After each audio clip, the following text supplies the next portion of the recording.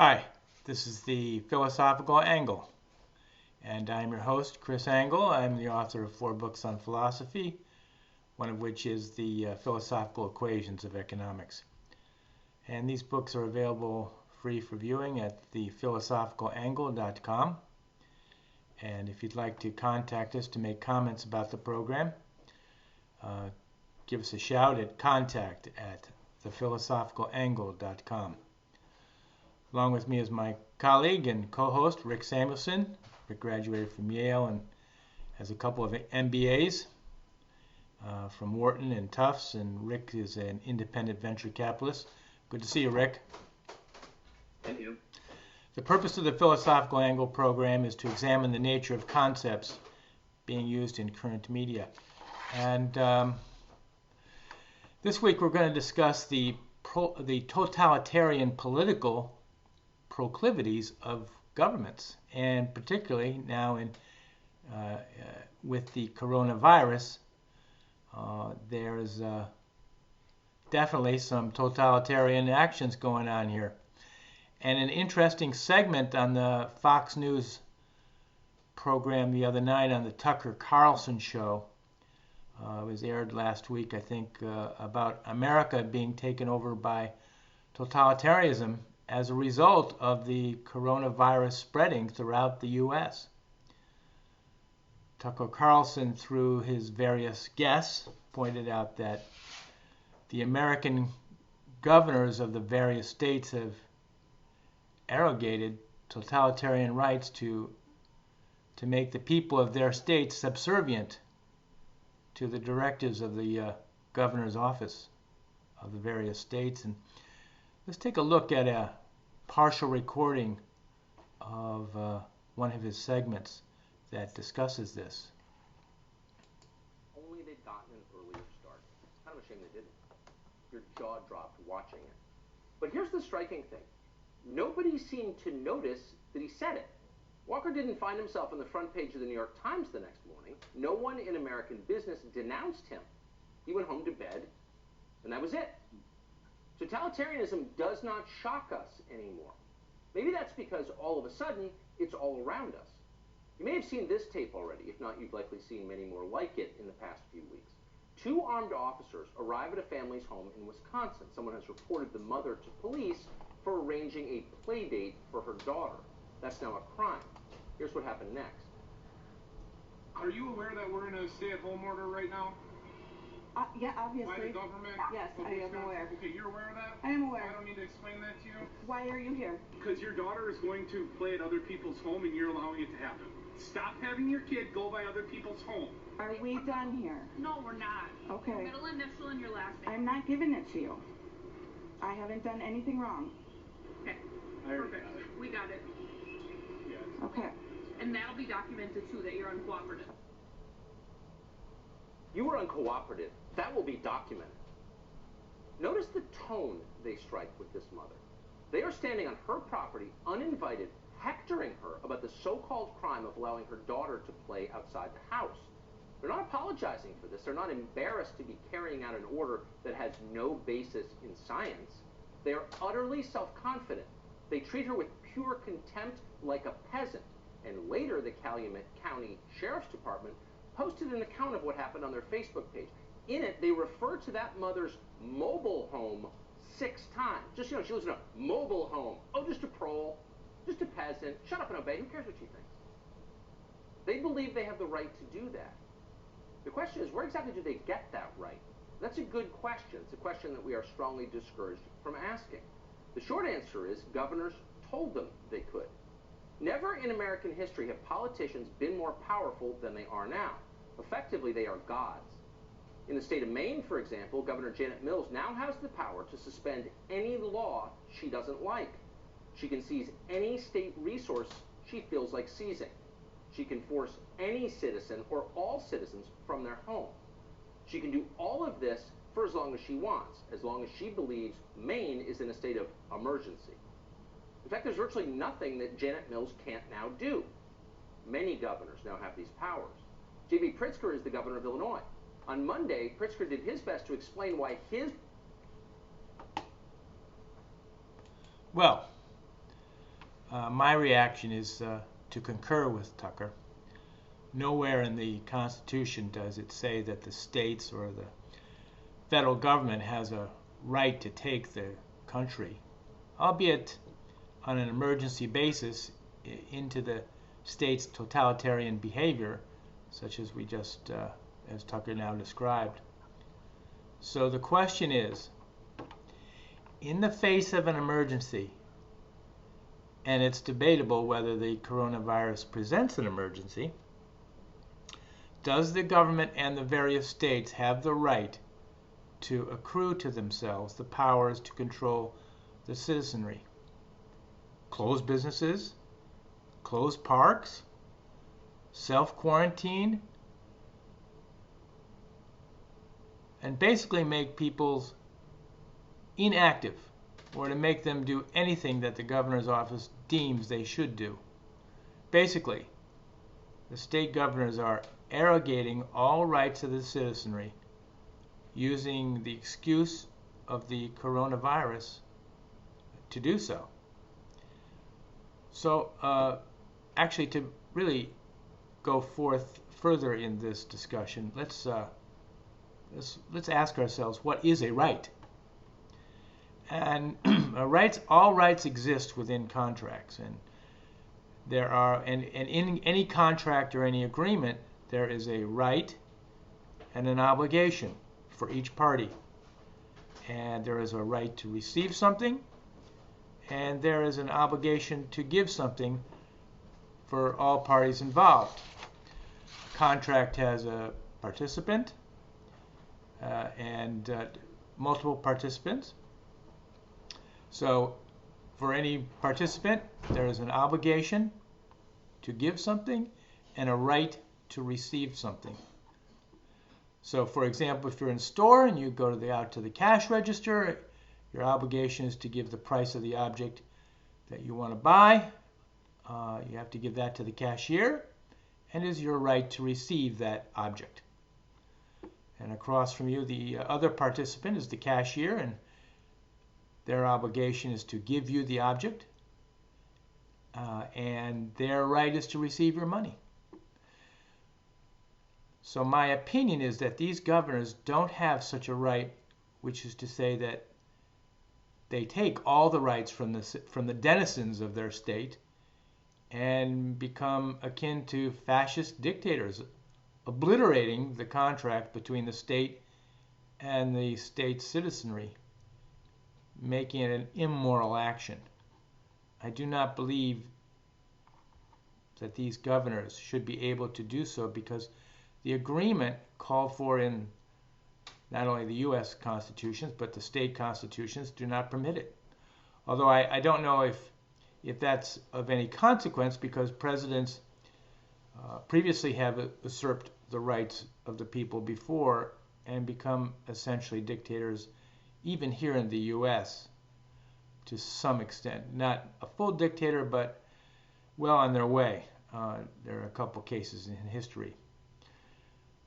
Nevertheless, we have the question of what should be done in the face of a national emergency.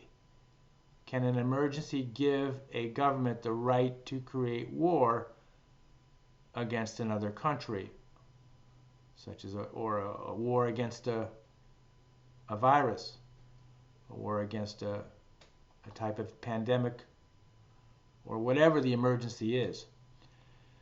Can they do it without consideration of the rights of the citizenry? How should we set the rules for such future exigencies? As for a war against a virus or other pandemic possibility,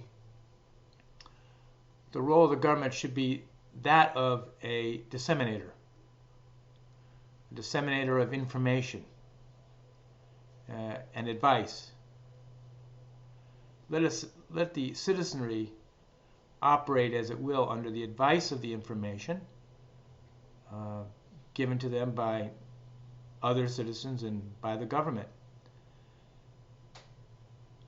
Citizens should be, of course, under the rules of to the extent that they should not harm other people or bring people into harm's way. Citizens should be governed by the rules that induce cooperation. Thus, they should be able to cooperate in their business, in their day-to-day businesses.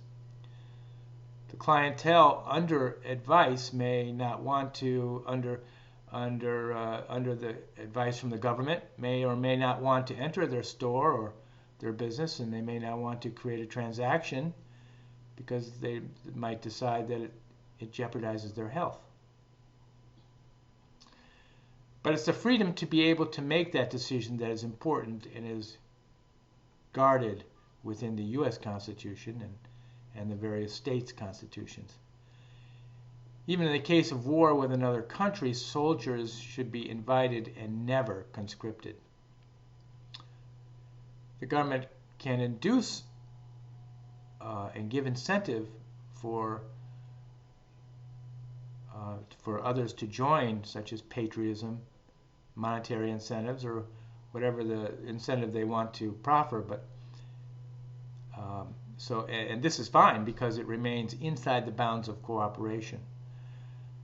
But the taking away of your freedom to cooperate and as protected and noted in the Constitution should not be allowed. So let us take as a reminder of this Germany in the early 1930s, after it elected Hitler and became what the type of country that it became in the early to late 30s and into the 40s. Hitler used the emergency powers noted in the Constitution of Germany to take control, that is, total control of the country. And once this megalomaniac got control, well, everybody knows the rest of the story. So we cannot let that happen here. And the only way to not let it happen here is to never grant total powers to a central authority with no restrictions, no matter whether the excuse is a valid, important one or not. Hitler's excuse was considered important, and as a result, he was able to usurp the rights of the German citizenry. So enough of me gabbing. Rick, what say ye about this subject? Well, I think a little perspective is useful here on the scale of emergencies that this country's experienced. How does the COVID-19 pandemic stack up against, say, the Civil War?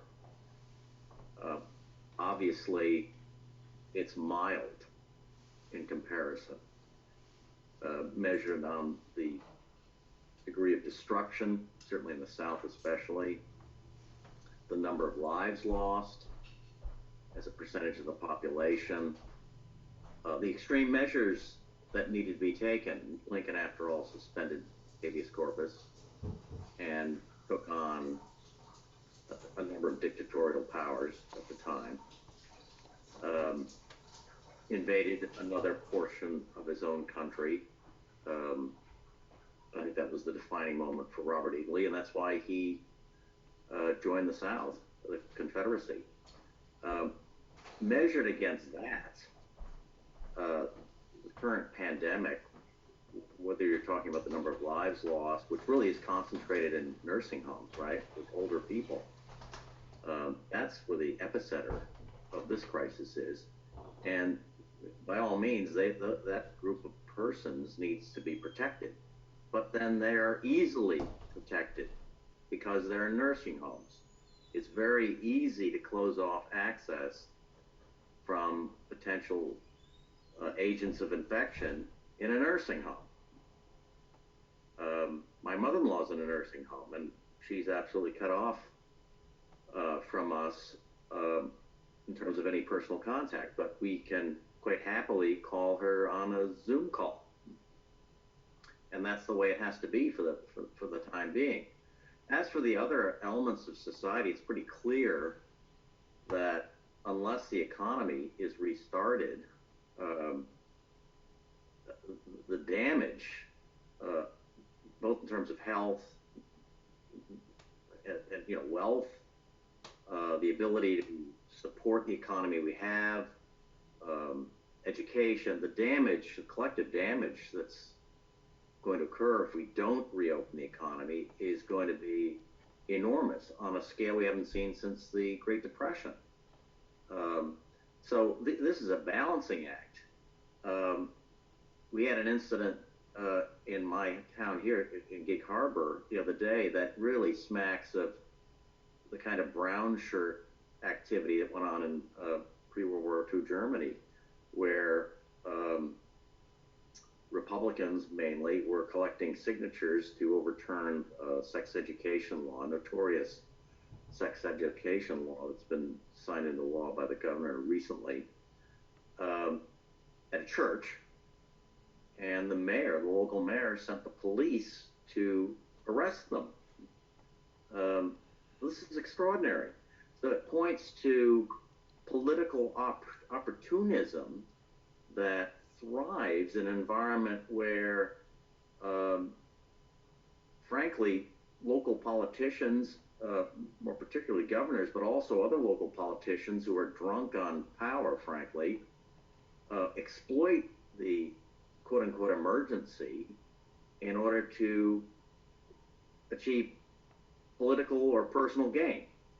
And of course, these sorts of abuses are going on. I don't see people dying in the streets around here. Very few children are affected, and yet the extreme lockdowns that are being imposed for weeks on end, and in the case of Washington State, they've been extended to the end of this month, and who knows what's going to happen beyond that. I don't see the basis for this kind of extreme lockdown when the number of cases, maybe we'll have 200 or 250,000 deaths in this country by the end of it. But I never saw such an uproar with the opioid epidemic, which numbers about 60,000 deaths a year. Where's the outrage there? It's out of all proportion to the actual number of deaths that are projected to occur. It has fallen well short of the original projections that we'd have 1 million or 1.5 million deaths in the United States. We're not even approaching anything like that. And worse than that is you have prominent commentators like Bill Gates calling for shutting down the country till a vaccine is developed. Well, these are rantings of a lunatic, frankly. Someone who's so ill-informed and who so misunderstands how an economy works and the damage that would create, that he has no right to be speaking publicly. He should simply be quiet. He's doing the country and the state an enormous disservice. He's so uninformed. Right. You mentioned that comment about the German brown shirts. I thought it was ironic in the Tucker clip that we just saw, they were wearing brown shirts. Naturally. Well, Rick, I want to thank you for your input, and we'll see everybody next time on the Philosophical Angle next week. Thank you.